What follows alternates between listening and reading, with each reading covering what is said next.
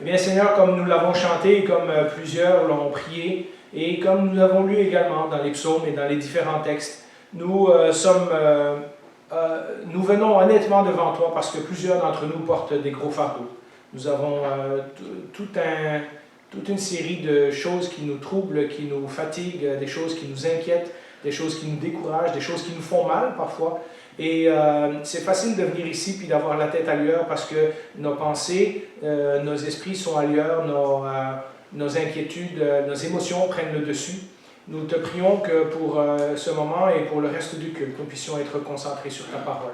Comme nous l'avons chanté, nous chantons au grand Dieu de l'univers. C'est en toi que nous croyons, c'est aussi à toi que nous prions, que nous chantons et que nous adorons. Et que cette parole aujourd'hui soit une réponse pour nos cœurs, que d'être à tes pieds et d'écouter ce que tu as à nous dire puisse être un baume sur les soucis de notre vie et que nous puissions sortir d'ici ressourcés et renforcés. Merci Jésus parce que nous savons que tu réponds aux prières. Et merci parce que nous savons que tu nous écoutes. Amen.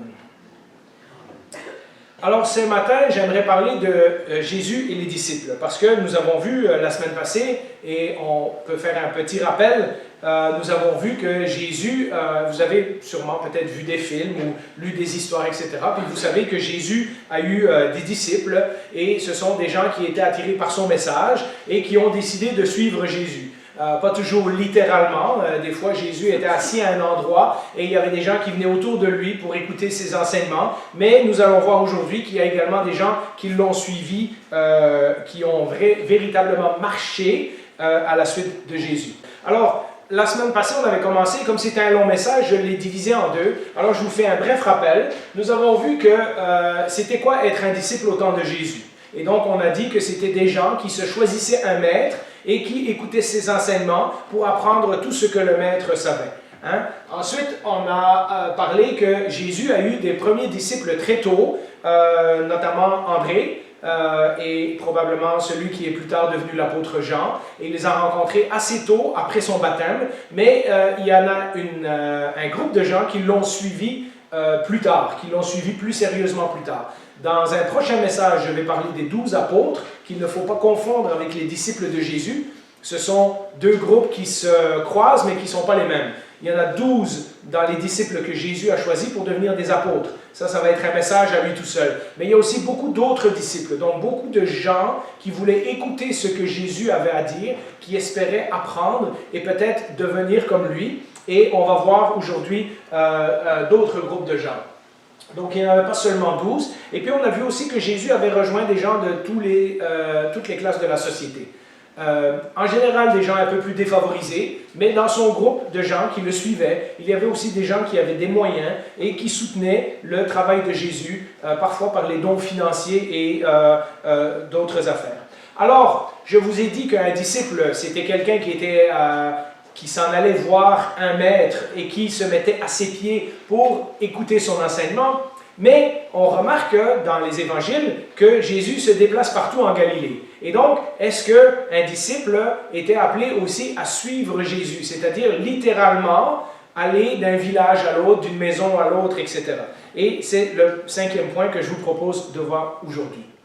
Si vous avez lu les évangiles ou que vous avez vu un film sur la vie de Jésus, etc., vous voyez que Jésus n'est pas un gars qui est assis en dessous d'un arbre et qui est là pendant des mois et que les gens viennent à lui. Ce qu'on voit, c'est un Jésus qui voyage. Il va de ville en village, il va au nord, il va au sud, il traverse le lac, il va chez les Samaritains, etc., etc.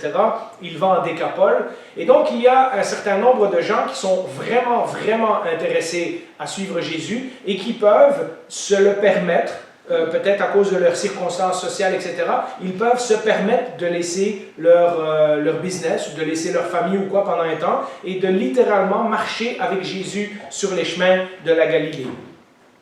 Donc, Jésus va un jour appeler 12 disciples à le suivre littéralement. Il va leur demander de tout laisser et de le suivre. Ça, c'est ceux qui vont devenir les 12 apôtres. Et ça va être notre prochain message. Mais pour la plupart des gens, il y a des gens qui vont suivre Jésus, il y a des gens qui vont suivre Jésus pendant un certain temps, mais il y a aussi des gens qui vont être autour de Jésus quand il est dans la région, Mais ensuite de ça, ils restent avec leur famille, ils restent avec leurs occupations professionnelles, etc. Et donc, ils restent sur place. Ils ne suivent pas physiquement Jésus tout le temps. Mais ils sont là pour aider Jésus en cas de besoin. Si vous n'avez jamais remarqué, je vais vous le faire remarquer, la famille de Marthe, de Marie et de Lazare est un bon exemple. À chaque fois que Jésus va à Jérusalem, il dort chez eux. Et donc, eux, ils habitent en Judée, qui est peut-être à 100-120 km de la Galilée, donc 4-5 jours de marche. Ils ne sont pas toujours à suivre Jésus, mais à chaque fois que Jésus va à Jérusalem et qu'il a besoin d'une place pour dormir, il va chez Marthe et Marie.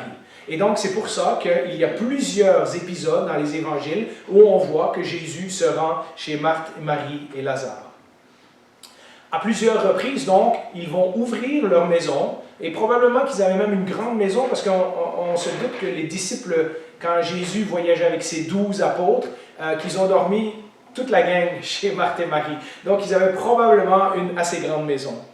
Mais dans un autre épisode, par exemple, lorsque Jésus envoie 70 disciples par groupe de 2, donc nous savons que Jésus avait un autre groupe que les 12, il y avait aussi 70 disciples, et il les envoie pour le précéder. Parce que Jésus va aller de ville en village en Galilée, et il envoie les disciples 2 par 2 dans chaque village pour préparer le terrain. Nous lisons ceci dans Luc chapitre 10, versets 5 à 7. « Dans toute maison où vous entrerez, dites d'abord que la paix soit sur cette maison. » Donc c'est le shalom qu'on disait à ce temps-là. « Et s'il se trouve là un homme de paix, votre paix reposera sur lui, sinon elle reviendra sur vous. » C'est-à-dire, si on vous accueille, restez là, et si on ne vous accueille pas, ben tant pis, c'est la personne qui perd, c'est pas vous. Restez dans cette maison, mangez et buvez ce qu'on vous donnera, car l'ouvrier mérite son salaire. Alors, j'ai découpé ce passage-là, c'est un plus long texte, on va y revenir à un moment donné, mais ce que Jésus est en train de dire, c'est que vous allez aller de ville en village pour préparer le terrain pour moi, parce que je ne peux pas tout faire tout seul. En fait, ce que Jésus est en train de faire, c'est de former des gens pour éventuellement faire le travail avec lui et plus tard le travail à sa place, parce que lorsqu'il va partir, ce sont les 12 apôtres qui vont continuer le travail de Jésus. Mais ce qu'on apprend, c'est qu'il y avait donc en Israël, dans les différents villages où Jésus se préparait à aller, des gens qui sympathisaient avec le message de Jésus. Et même probablement, on peut se douter qu'ils avaient reçu un miracle ou peut-être une guérison de Jésus. Vous savez, lorsqu'on lit par exemple l'évangile de Marc, on voit qu'il y a des grandes foules qui se rassemblent autour de Jésus, que les gens viennent de toutes les villes et tous les villages environnants. Mais les gens ne restent pas là. Donc parfois, ils ont assisté à un miracle ou ils ont reçu un miracle, une guérison. Ils retournent chez eux et quelques semaines, quelques mois plus tard, Jésus est en train de passer par ce village-là. Eh bien, ces gens-là, ils ont déjà reçu quelque chose de Jésus. Ils sont des disciples. Ils sont prêts à accueillir les disciples de Jésus, etc. Et donc, ce n'est pas comme si les gens ont ouvert leurs portes à des étrangers totalement. Il y a toute une réputation de Jésus qui se répand en Galilée et il y a des gens qui sont prêts à leur ouvrir les portes et à nourrir les disciples de Jésus. Jésus avait guéri une foule de gens et on s'imagine que ce n'est pas tous les gens à Capernaum ou à Nazareth ou dans ce coin-là, ils se sont dispersés un peu partout. Ces personnes étaient comme, on pourrait dire aujourd'hui en termes stratégiques, des bases avancées d'où Jésus pouvait opérer dans la région avoisinante. C'est pour ça que des fois il va là et il reste quelques jours, quelques semaines dans un village et puis là il visite tous les villages des alentours, etc. Alors donc, il y avait des gens qui suivaient Jésus littéralement, et il y avait des gens qui avaient leur maison, qui avaient leur business, etc., et qui accueillaient ou qui étaient sympathiques aux disciples et au message de Jésus. Mais pour ceux qui suivaient Jésus, qui passaient tout leur temps avec lui, qu'est-ce que vous pensez qu'ils faisaient? Eh bien, la première chose, et peut-être on devrait le savoir, et en même temps c'est un message pour nous, puisque nous nous appelons disciples de Jésus encore aujourd'hui, la première chose qu'il faisait un disciple, c'était d'écouter. Et il écoutait beaucoup. Parce qu'évidemment, le maître, c'est celui qui sait, et le disciple, c'est celui qui veut apprendre. Donc, s'il veut apprendre, il faut qu'il écoute le maître. Il faut qu'il passe du temps à entendre les explications, toutes ces choses-là que le maître donnait. Et pour cela, il fallait passer une bonne partie du temps à écouter ce que Jésus enseignait. C'est pour ça que nous lisons dans les évangiles de nombreux endroits où Jésus est en train de parler. il ne fait pas que des miracles, il parle beaucoup. Nous lisons, par exemple, dans Marc chapitre 1, versets 36 à 38, qu'à un moment donné, ils étaient dans un village et le matin, Jésus s'était levé pour aller prier. Simon, donc ça c'est l'apôtre Pierre, et ceux qui étaient avec lui se mirent à sa recherche. Quand ils le retrouvaient, ils lui dirent « Tout le monde te cherche ». Donc les gens du village qui ont eu des guérisons et des miracles la veille veulent que Jésus continue ce qu'il fait. Il leur répondit « Allons ailleurs, dans les villages voisins. Écoutez pourquoi. Afin que j'y prêche aussi, car c'est pour cela que je suis sorti. » Et donc, ce que Jésus est en train d'envoyer comme message à ses disciples et aux gens qui sont autour de lui, c'est que les miracles et les guérisons sont secondaires. Ce qui est le plus important, c'est son message. Les miracles et les guérisons, et on aura tout un message sur ça, sont là pour appuyer le message de Jésus. Mais les gens, vous comprenez, il y a des gens qui venaient après Jésus parce qu'ils avaient eu, quand Jésus a multiplié les pains, hein, Jésus leur dirait une fois, vous venez parce que vous avez eu à manger. Mais en fait, ce que Jésus veut, c'est qu'ils écoutent sa parole. Il y a des gens qui venaient pour se faire guérir, mais ce que Jésus veut, c'est qu'ils écoutent ce qu'il a à dire. Il y a des gens qui venaient pour avoir des miracles, etc. Mais ce que Jésus désire, c'est que les gens écoutent son message. Et nous avons vu dans un message précédent que les miracles ne sont pas une garantie de la foi. Des gens peuvent recevoir des guérisons et des miracles et quand même se détourner de Jésus. Et donc, nous en avons parlé dans un message précédent, nous y reviendrons encore une fois. Ce texte nous dit que Jésus a une mission importante, c'est d'annoncer le message du royaume de Dieu. Le royaume de Dieu s'est approché, comme a dit Jésus au début de l'Évangile.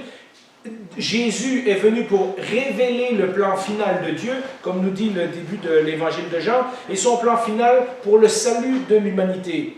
Et pour cela, Jésus va devoir beaucoup parler, beaucoup expliquer, beaucoup raconter d'histoires, etc. Jésus, si vous avez lu les évangiles, vous le savez, il fait des discours constamment. Il engage des dialogues avec les gens. Il leur pose des questions. Il rappelle aux gens ce qu'il leur a dit. Il répète les mêmes enseignements à plusieurs reprises. Il parle en paraboles. Il explique les prophéties de l'Ancien Testament, etc. Tout ce que Jésus fait en majorité, c'est d'abord d'expliquer le message de Dieu, d'expliquer le plan du salut, d'expliquer, donc de parler, et pour ça, il demande que les gens l'écoutent. D'ailleurs, c'est ce que Paul et d'autres apôtres diront exactement plus tard. Par exemple, Paul dans Romains 10-17 dit « Ainsi, la foi vient de ce qu'on entend, et ce qu'on entend vient de la parole de Dieu. » D'où la nécessité d'écouter. Vous voyez pourquoi le disciple, sa première tâche, c'était de s'asseoir et d'écouter ce que le maître avait à dire. Une bonne partie du temps des disciples était passée à soit se taire et écouter ce que le maître avait à dire, ou parfois poser des questions. On verra que les disciples ne comprennent pas toujours ce que Jésus veut dire, et il leur pose une question. Évidemment, après la question, Jésus leur donne un tas d'exemples pour expliquer ce qu'il est en train de dire. Et donc, la première tâche d'un disciple, c'était d'écouter, parce que c'est la seule façon qu'on peut apprendre, c'est d'écouter le message de quelqu'un. C'est d'ailleurs un excellent antidote contre la philosophie courante de notre société, et on en a déjà parlé il y a quelque temps, une philosophie qui a même entré dans nos églises, etc., et qui dit que ce qui est important, c'est ce qu'on expérimente. Vous savez, on a parlé de tout ce qu'on ressent, de comment les gens aujourd'hui se sentent valorisés parce qu'ils vivent et parce qu'ils ressentent, et non plus parce qu'ils entendent et ce qu'ils apprennent. Et ce qu'on voit pour Jésus, c'est que ce qui est important, c'est le message de la foi, d'abord et avant tout. C'est pas si tu te sens bien dans ta peau, c'est pas si tu es guéri de telle ou telle maladie, c'est pas si tu as beaucoup d'argent, c'est pas si ta famille va bien et que tu as du bonheur. Ce qui est important pour Jésus, c'est le message de la foi et la foi qui sauve. Et Jésus va expliquer, et on reviendra aussi sur ce message, qu'est-ce que c'est la véritable foi. Ce n'est pas juste de croire que Jésus est une belle personne et qu'il a fait des miracles et qu'il a un bon enseignement, c'est de croire que ce que Jésus est venu faire, c'est nous sauver de nos péchés. Et donc, ce qui est important pour Jésus, avant les miracles, avant les guérisons, avant de marcher sur les eaux, avant de multiplier les pains, etc., tout ça, ce ne sont que des preuves de sa divinité. Ce qui est important pour Jésus, c'est que des gens écoutent son message. Pas juste entendent, mais écoutent son message.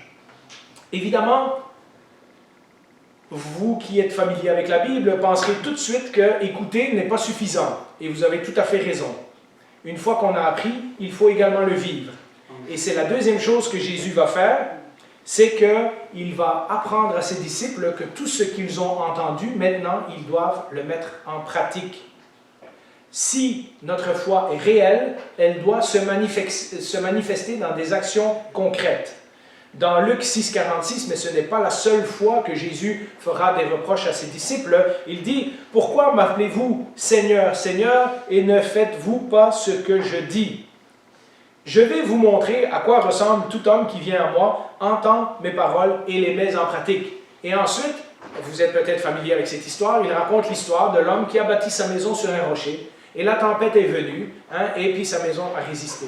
Mais l'homme qui a entendu les enseignements de Jésus, et qui ne les a pas mis en pratique, qui a juste entendu, et qui n'a pas voulu vivre selon ses enseignements, vous vous rappelez ce que Jésus dit, il est comme un fou qui a décidé de construire sa maison sur le sable. Alors c'était beaucoup plus rapide sur le sable, puisqu'il n'y a pas de fondation à creuser, etc. Alors que sur le rocher, ça prend bien du temps et bien du travail pour faire des bonnes fondations. C'était bien plus rapide de construire sa maison sur le sable. Mais quand les problèmes de la vie sont arrivés, quand la tempête et le vent ont soufflé, la maison s'est écroulée. Et Jésus dit à ses disciples, c'est bien que vous m'écoutiez, mais maintenant il va falloir que vous mettiez en pratique. Et rapidement, après quelques mois de ministère, Jésus va envoyer ses disciples mettre en pratique ce qu'ils sont en train d'apprendre. Et il va leur faire exactement ce que lui est en train de faire. Jésus va former ses disciples à lui ressembler, c'est-à-dire à vivre selon ce qu'ils ont entendu.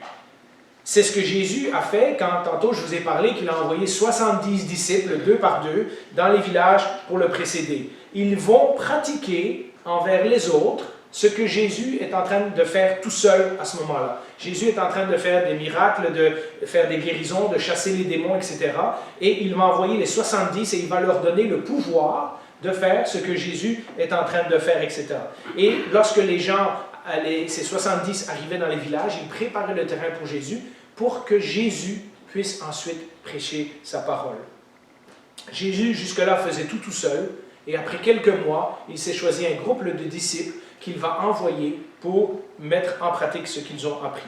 On pourrait dire qu'il est en train de former une équipe. D'ailleurs, ce qui est fascinant, c'est que, nous allons le voir de nouveau, quand Jésus a choisi ses 12 apôtres, il a choisi un groupe particulier de gens qui vont continuer son travail après qu'il est parti. Eh bien, lorsqu'on lit le livre des Actes et les lettres de l'apôtre Paul, on se rend compte que l'apôtre Paul a suivi exactement le même modèle. Paul a eu une douzaine de collaborateurs qu'il a formés, qu'il a coachés, qu'il a instruits, qu'il a envoyés dans différentes églises pour pratiquer, pour qu'un jour, lorsqu'il meurt, il y ait une relève. Et c'est ce que les chrétiens ont fait depuis ce temps-là. Ils ont prêché la parole à une autre génération, qui sont devenus eux aussi chrétiens, qui eux aussi ont eu la responsabilité de prêcher la parole à une autre génération. Et c'est comme ça que nous, aujourd'hui, nous sommes devenus des chrétiens. Parce que quelqu'un nous en a parlé. Quelqu'un a fait le travail du disciple. Quelqu'un a mis en pratique les enseignements de Jésus. Jésus a formé une équipe. Il leur a donné le pouvoir de chasser les démons, de faire des guérisons, etc. Et le texte nous dit que quand ils reviennent, ils sont tout excités. Mais Jésus voit le danger. De nouveau, vous voyez, entre l'enseignement et l'expérience, ce qu'on vit, ce qu'on ressent, Jésus voit le danger que ses disciples ont appris à compter sur eux-mêmes. Ils ont fait des miracles, ils ont eu un certain pouvoir, le pouvoir de Jésus, et tout à coup, ils pensent qu'ils sont capables de faire ça tout seuls. Et Jésus voit le danger de tellement compter sur nos actions qu'on oublie d'écouter sa parole. Alors vous voyez, écouter et mettre en pratique, les deux choses vont ensemble.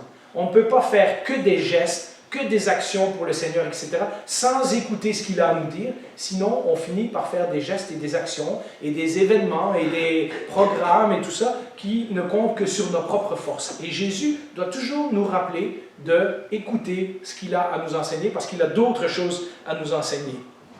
Lorsque ses disciples reviennent, nous lisons dans la suite de Luc chapitre 10 au verset 17, les 70 revinrent tout joyeux. Et ils ont une raison de se réjouir. Ils ont chassé des démons, ils ont guéri des gens, etc. Et dire, Seigneur, même les démons nous sont soumis en ton nom.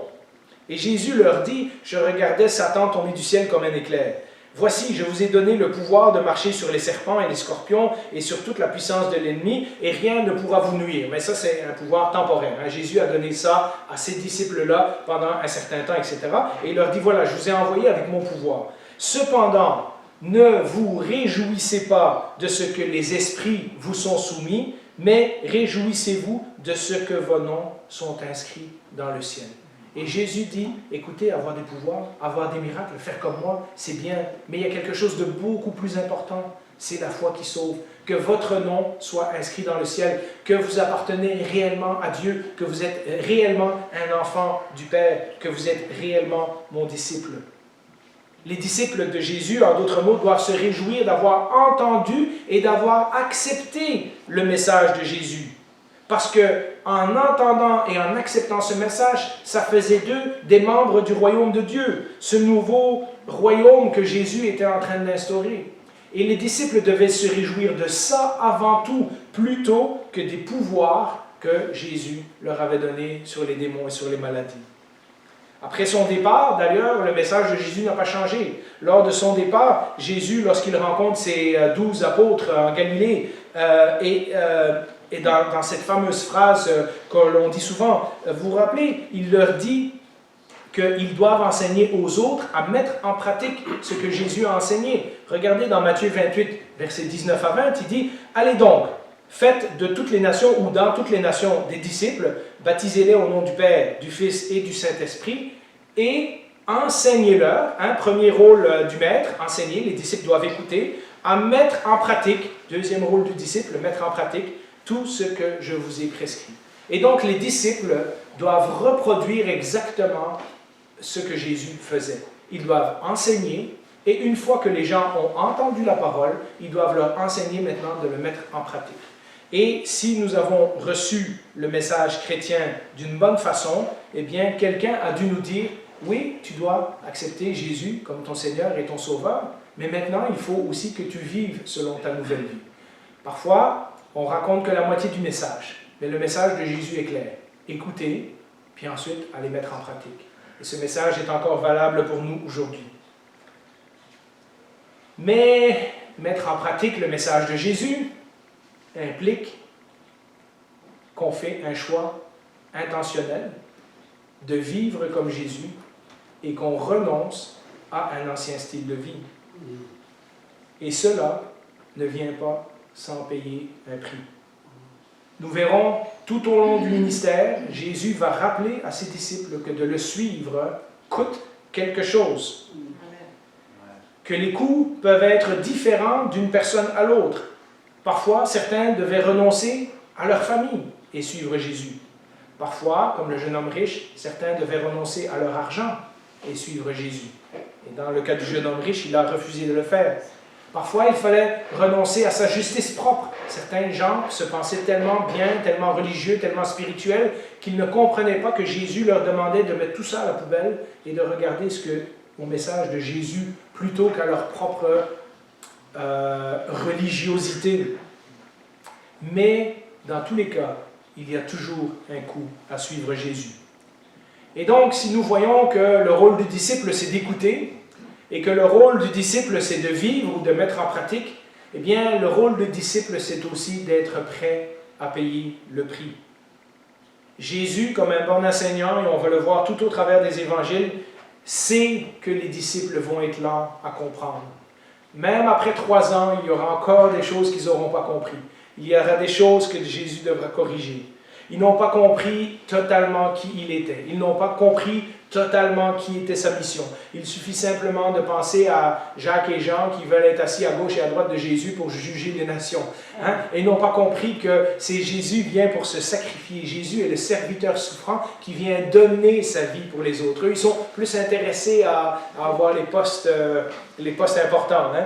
Et nous en reparlerons. À plusieurs reprises, Jésus va reprendre ses disciples et même il va être dur avec eux. Des fois, quand on se dit, mais comment Jésus pouvait parler à quelqu'un comme ça? Mais n'oubliez pas que c'est son groupe d'amis, hein? Ce sont des gens qui le suivent déjà depuis plusieurs mois, quelques années, etc. Jésus va devoir constamment corriger les perceptions de ses disciples et même parfois leur dire des choses comme à Pierre, Satan, arrière de moi, tes pensées sont celles des hommes, ne sont pas celles de Dieu, etc. Lorsque Jésus commence justement à parler de sa mort et de sa souffrance, puisqu'on l'a dit, il n'a pas dit ça dès les premières semaines de son ministère. Au début, il fait des miracles, des guérisons, et il annonce que le royaume de Dieu s'est approché. Il invite les gens à rentrer dans ce royaume, il invite les gens à le suivre. Mais ensuite, Jésus va parler qu'il est le serviteur souffrant, qui va devoir souffrir et qui va devoir mourir et donner sa vie. Nul autre que l'apôtre Pierre, celui qui a fait la confession de foi, « Oui, tu es le Messie, etc., etc. » Que Jésus a dit, « Tu seras Pierre, et sur cette pierre, je vais bâtir mon Église. » Et tout de suite après, Pierre fait des reproches à Jésus. Nous lisons dans Marc 8, au verset 32 à 35, il leur disait cela ouvertement, donc il doit aller à Jérusalem, qu'il va souffrir, qu'il va mourir, etc. Alors, Pierre le prit à part et se mit à le reprendre. Vous imaginez la scène, hein? Jésus, viens ici, il faut que je te parle. Hein? Et il prend Jésus à part, etc. Et Jésus, se retournant, regarda ses disciples. Donc Jésus fait le message à tout le monde. Hein? Et réprimanda Pierre en disant, « Arrière, Satan, car tes pensées, donc Satan, celui qui divise, hein, car tes pensées ne sont pas les pensées de Dieu, mais celles des hommes. » Puis, il n'a pas fini, hein? Puis il appelle la foule avec ses disciples. Et il leur dit, donc il y avait les disciples et il y avait une foule qui suivait d'un peu plus loin. Et Jésus rassemble tout le monde et dit, si quelqu'un veut être mon disciple, qu'il renonce à lui-même, qu'il se charge de sa croix et qu'il me suive. En effet, celui qui voudra sauver sa vie la perdra, mais celui qui la perdra à cause de moi et de la bonne nouvelle, ça c'est important, la sauvera.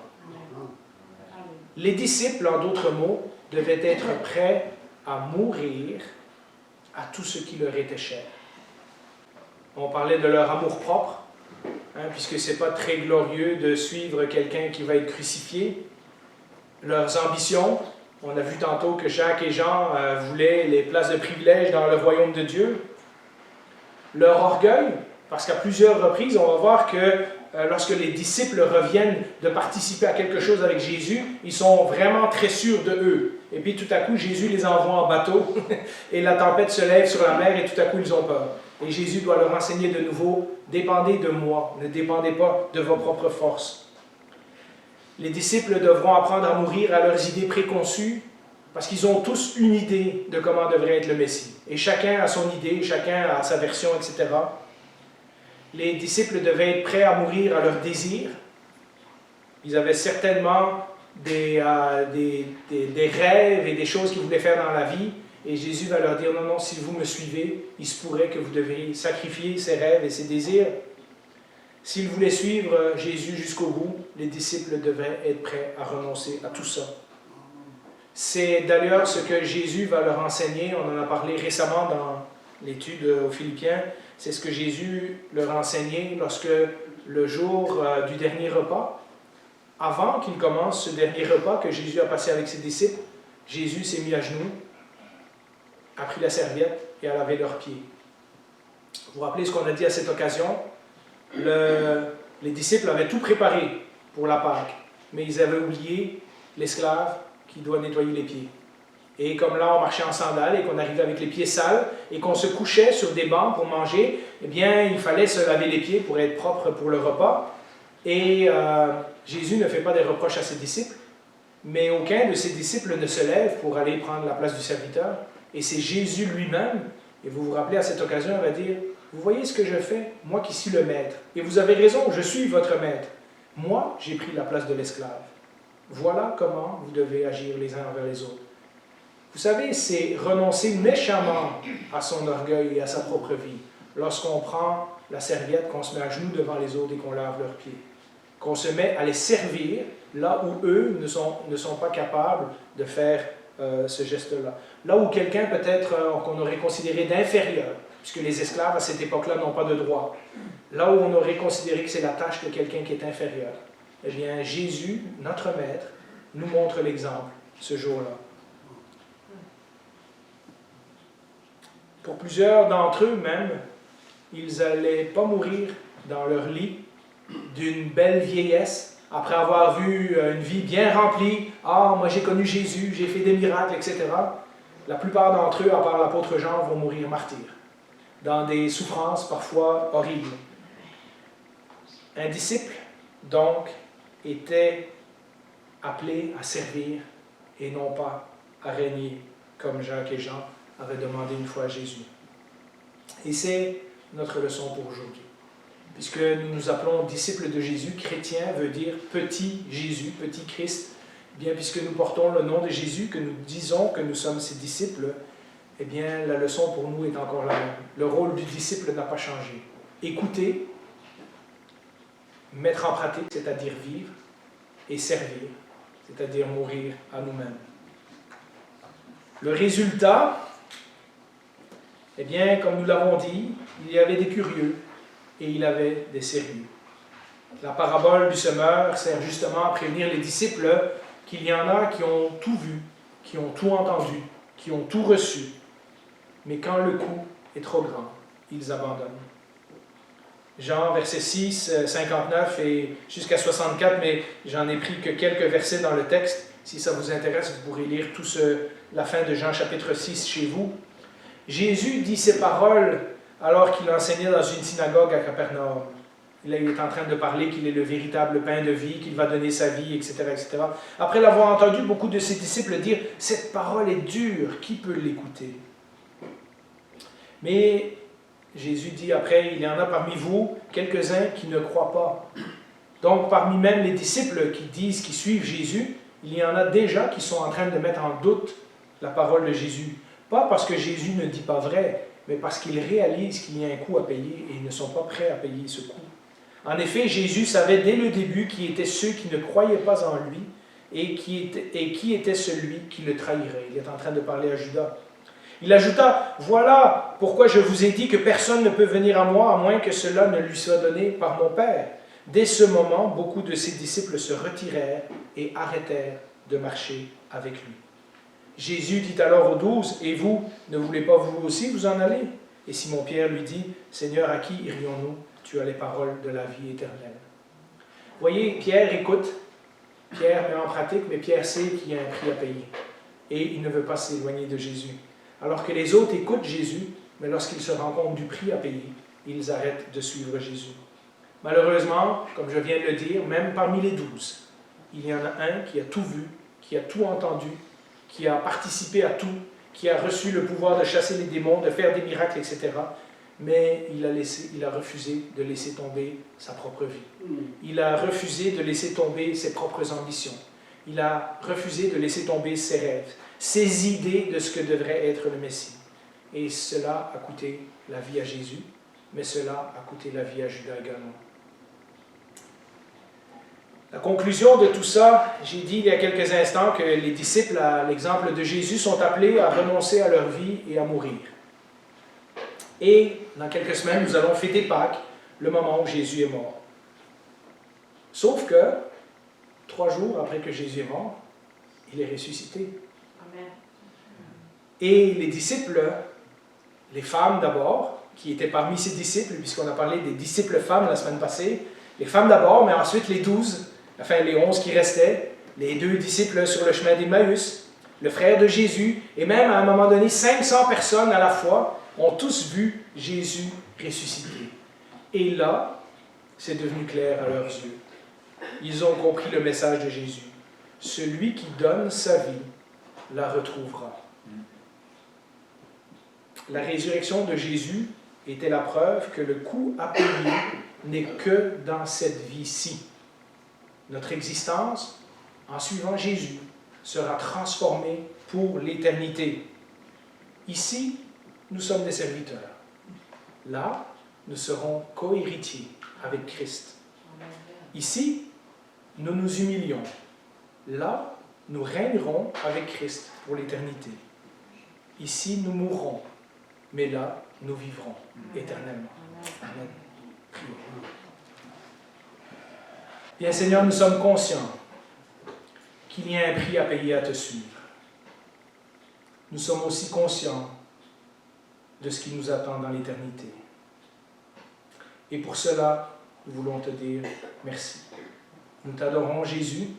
Tu es digne d'être adoré parce que tu as donné ta vie.